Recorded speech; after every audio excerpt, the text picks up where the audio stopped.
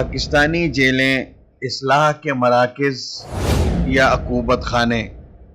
اسلامی معاشرے میں سزا کا مقصد اصلاح ہوا کرتا ہے، نہ کہ جسمانی اذیت دینا۔ جرائم کا خاتمہ جزا و سزا کے تصور و اقدام سے متعلق ہے۔ کسی مجرم کو قید کرنے کا مقصد یہ ہوتا ہے کہ مجرم کی اصلاح ہو، عبرت و تعدیب کا سامان ہو اور وہ اپنے جرم سے باز آ جائے۔ اس کو باقی معاشرے سے دور رکھ کر جیل میں اس کو واعظ و نصیحت کا بندوبست کیا جائے، تعلیم و تربیت کا انتظام کیا جائے تاکہ وہ جرم سے کنارہ کش ہو کر ایک اچھے شہری کی طرح عام زندگی بسر کرے۔ اس حوالے سے تاریخ اسلام میں زمانہ خلافت راشدہ میں سن 633 میں امیر المؤمنین حضرت عمر ابن خطاب رضی اللہ تعالیٰ عنہ کے دور میں مملکت کے اندر جیل خانے بنائے گئے۔ مکہ المکرمہ میں جیل بنانے کی غرض سے ایک مکان خریدا گیا، تاہم قیدیوں کے ساتھ انتہائی مہذب اور انسانی برتاؤ کیا جاتا تھا۔ علاج معالجہ اور قیدیوں کے عزیز و اقارب کو ملاقات کی عام اجازت تھی، اور سب سے اہم یہ کہ قیدیوں کو تعلیم دی جاتی تھی۔ یہ دنیا کا پہلا ریفارمیٹو جیل سسٹم تھا۔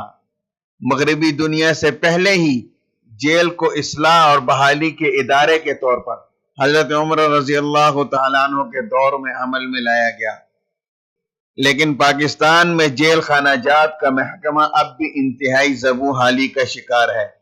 جیل کی حالت انتہائی خراب ہوتی ہے۔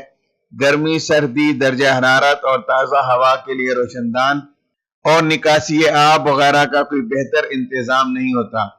جیل میں قیدیوں کی بھیڑ لگی ہوتی ہے، یعنی مجرموں کی انتہائی زیادہ تعداد کی وجہ سے جیل میں تل دھرنے کی جگہ نہیں ہوتی۔ تحقیقاتی ذرائع قومی ادارہ برائے انسداد دہشت گردی نیکٹا کے مطابق ملک بھر کی 112 جیلوں میں محض 53,744 قیدیوں کو رکھنے کی گنجائش موجود ہے، لیکن جیلوں میں اس وقت 83,718 قیدی رکھے گئے ہیں۔ پاکستان میں آبادی کے تناسب سے فی 1,00,000 افراد میں سے ایک شخص قیدی ہے۔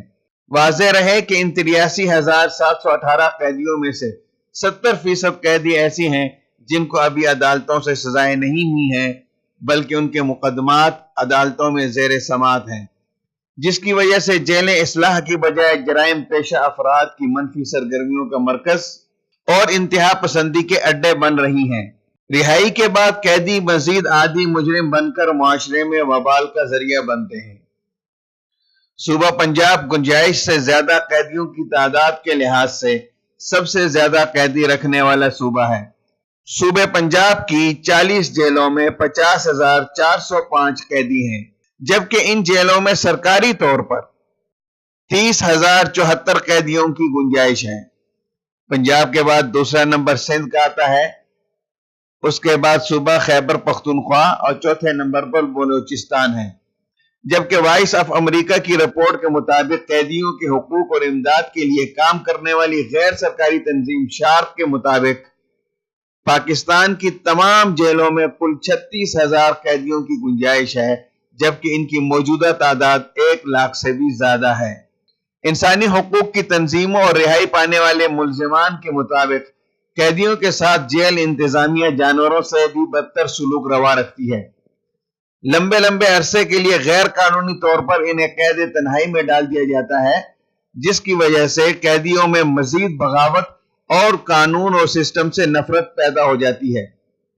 پیروں اور ہاتھوں میں بیڑیاں ڈال کر چکی کیا جاتا ہے۔ چکی کی تنگ و تاریک کال کوٹری میں 10 اور 20 آدمیوں کو انتہائی حد تک آمیز طریقے سے پھینک دیا جاتا ہے۔ اس حالت میں سونا اور جاگنا دونوں وبال جان ہوتا ہے۔ لوگ سال ہر سال تک قید رہنے کے بعد بے گناہ ثابت ہوتے ہیں۔ ناقص صفائی اور نامناسب ٹوائلٹ سسٹم کی وجہ سے قیدیوں میں خطرناک امراض کا پھیلنا معمول کی بات ہے۔ NNI کی رپورٹ کے مطابق پنجاب میں قیدیوں کی سکریننگ کے بعد 100 سے زائد قیدی انتہائی موذی مرض ایڈز میں مبتلا پائے گئے۔ نجی ٹی وی کی رپورٹ کے مطابق 103 قیدیوں کے ٹیسٹ پازیٹیو آئے ہیں۔ کیا ہمارا دین قیدیوں کے ساتھ ایسا سلوک اور برتاؤ رکھنے کی اجازت دیتا ہے؟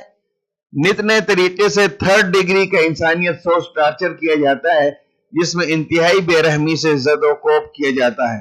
برٹش راج کے دور کے نظام کو مد نظر رکھتے ہوئے جیل بنائے گئے تھے، وہ فرسودہ نظام اب بھی معمولی تغیر کے ساتھ رائج ہے۔ استعمار انگریز نے جیل اور اس کا نظام 2 صدی پہلے 3 کروڑ لوگوں کے لیے بنایا تھا، جبکہ آج ملک کی آبادی 22 کروڑ سے تجاوز کر چکی ہے۔ وہی پرانا گھسا پیٹا نظام جو استعمار نے محض غلام قوم کو دبانے، اپنی جابرانہ نفسیات کے تحت اذیت دینے اور حریت کچلنے کے لیے درندگی کی حد تک ظالم نظام قائم کیا تھا۔ کیا ایسی جیلوں سے اصلاح احوال ممکن ہو سکتی ہے؟ اسی وجہ سے آج کی جیل اصلاح کا مرکز نہیں، محض عقوبت خانہ، جائے تشدد اور جرائم کی اکیڈمی بن گئی ہے۔